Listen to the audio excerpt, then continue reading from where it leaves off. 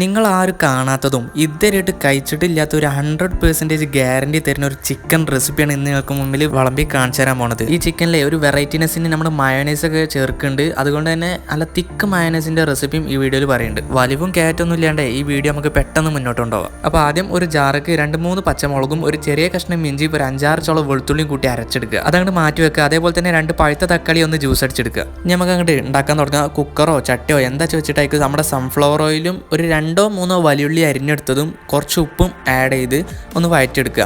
ഉപ്പിട്ടാൽ പെട്ടെന്ന് വഴന്ന് കിട്ടും, അതാണ്. പിന്നെ ഒരു ചെറിയ കഷ്ണം മാഗി കട്ട, നമ്മുടെ ചിക്കൻ സ്റ്റോക്ക് എന്നൊക്കെ പറയും, അതൊന്ന് ഉടച്ചതിലൊന്ന് ലയിപ്പിച്ചെടുക്കുക. പിന്നെ അതിലേക്ക് നമ്മൾ നേരത്തെ അരച്ചെടുത്തിട്ടുള്ള പച്ചമുളക് ഇഞ്ചി വെളുത്തുള്ളി പേസ്റ്റ് അതൊക്കെ ആഡ് ചെയ്യുക. അതിലേക്ക് ഒരു 1.5 ടേബിൾ സ്പൂൺ കുരുമുളക് പൊടിച്ചതും 1 ടേബിൾ സ്പൂൺ നല്ല ജീരകം പൊടിച്ചതും ആഡ് ചെയ്ത് ഒന്ന് നന്നായിട്ട് അങ്ങോട്ട് മൂപ്പിച്ചെടുക്കുക. നന്നായിട്ട് അങ്ങോട്ട് ഇളക്കി സെറ്റാക്കുക, അത്രേ ഉള്ളൂ. പിന്നെ നമ്മൾ ആദ്യം അരച്ചെടുത്തിട്ടുള്ള ആ തക്കാളിൻ്റെ ജ്യൂസ് അതിലേക്ക് ഒഴിച്ചെടുത്ത് നന്നായിട്ട് അങ്ങോട്ട് മിക്സ് ചെയ്യുക. ഇപ്പം ഞാൻ ഈ പറഞ്ഞിട്ടുള്ള ഇൻഗ്രീഡിയൻസിൻ്റെ അളവൊക്കെ 1/2 കിലോ ചിക്കൻക്കുള്ള അളവിനനുസരിച്ചാണ്. നിങ്ങൾ 1 കിലോ ചിക്കൻ എടുക്കുകയാണെങ്കിൽ നേരെ ഇതിന് ഡബിൾ ചെയ്താൽ മതി. ചിക്കനായി ഇട്ടിട്ട് നല്ലോണം അങ്ങോട്ട് ഇളക്കി കൊടുത്തോളി. പിന്നെ ചിക്കൻ വേവാനും വേണ്ടി വെള്ളം ഒന്നും ഒഴിച്ചു കൊടുക്കരുത്, ചിക്കൻ അടി പിടിക്കാതെ ശ്രദ്ധിച്ചാൽ മതി. അപ്പം ഞാൻ ആദ്യമേ പറഞ്ഞിനി ഈ ചിക്കൻ്റെ ഇതിലേക്ക് മയോനൈസിൻ്റെ ഒരു 1.5 വരവുണ്ട്. അപ്പോൾ അതിൻ്റെ റെസിപ്പിയാണ്.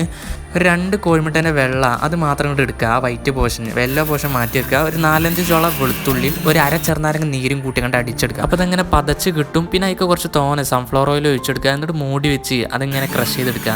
ആ മിക്സിയുടെ ജെർക്കാണ് ബട്ടണിൽ യൂസ് ചെയ്യണമായിരിക്കും നല്ലത്. അപ്പോൾ അതാ കുറച്ച് കട്ടിയിലൊക്കെ കിട്ടും. പക്ഷേ ഇതല്ല നമ്മുടെ തിക്നെസ്. കുറച്ചും കൂടി സൺഫ്ലവർ ഓയിൽ ഒന്നും കൂടി അങ്ങോട്ട് ഒഴിച്ചെടുത്തിട്ട് ഒന്നും കൂടി അങ്ങോട്ട് ക്രഷ് ചെയ്തെടുക്കുക. അപ്പോൾ നമ്മൾ ടോട്ടൽ 3 വട്ടമാണ് ഇങ്ങനെ ക്രഷ് ചെയ്തെടുത്തിട്ടുള്ളത്. അപ്പോൾ നന്നായിട്ട് തിക്കായിട്ട് വരും. കാരണം എന്ന് വെച്ചാൽ സൺഫ്ലവർ ഓയിലേക്ക് കൂടുതൽ ഒഴിക്കും തോറും അതിൻ്റെ തിക്നെസ് കൂടി വരും. പിന്നെ നമുക്ക് കപ്സ മസാലയുടെ ആവശ്യമുണ്ട്. നമ്മുടെ ആ വേവിക്കാൻ വെച്ച ചിക്കൻക്ക് അതിൽ കുറച്ചുകൊണ്ട് തട്ടി കൊടുത്താൽ മതി.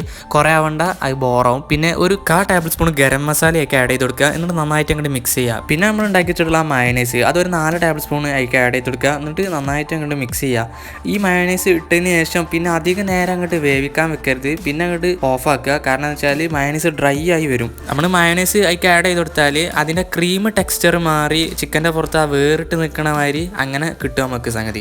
ഡെക്കറേഷന് വേണ്ടി ക്യാരറ്റൊക്കെ അതിൻ്റെ സൈഡിൽ ചെത്തിയേക്കാം. ചിക്കൻ്റെ ടെക്സ്ചർ കണ്ടാൽ തന്നെ മനസ്സിലാക്കാം നല്ല പൂവമ്പഴമാതിരി വെന്തിട്ടുണ്ട് എന്ന്. ഈ ചിക്കനിൽ അതിൻ്റെ ഒരു വെറൈറ്റിനെസ് കൊണ്ടുവരുന്നത് അതിൻ്റെ മസാലയാണ്. ഒരു രക്ഷയില്ല കേട്ടോ. കോമൺ ആയിട്ടുള്ള ചിക്കൻ റെസിപ്പീസിൽ നിന്നും എത്രയോ ഡിഫറൻ്റ് ആണ്. നമുക്ക് അതാണ് ഇന്നത്തെ കാലത്ത് കിട്ടേണ്ടതും. ഇത് മസ്റ്റ് ട്രൈ ആയിട്ടാണ്. ഇത് നിങ്ങൾ വീട്ടിൽ എന്തായാലും ഒന്ന് ഉണ്ടാക്കി നോക്കണം. ഒരു വെറൈറ്റി എക്സ്പീരിയൻസ് ആവും. അതിൽ ആ മയോനൈസിൻ്റെ ടേസ്റ്റൊക്കെ വേറെ ലെവലാണ്. ഞായറാഴ്ചയാണ്, സമ്പൂർണ്ണ ലോക്ക്ഡൗൺ ആയതുകൊണ്ട് കട ഒന്നും തുറന്നില്ല. പൊറോട്ട ഒന്നും കിട്ടാത്തതുകൊണ്ട് കിട്ടിയ ഓട്ടടച്ചങ്ങ് ടേസ്റ്റ്